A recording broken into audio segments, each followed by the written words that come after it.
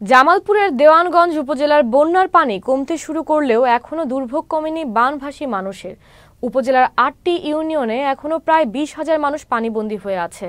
গত ২৪ ঘন্টায় বাহাদুরাবাদ ঘাট পয়েন্টে যমুনা নদীর পানি ২০ সেন্টিমিটার কমতে থাকলেও পানিবন্দী মানুষের মাঝে পানিবাহিত রোগের সংখ্যা বৃদ্ধি পেয়েছে।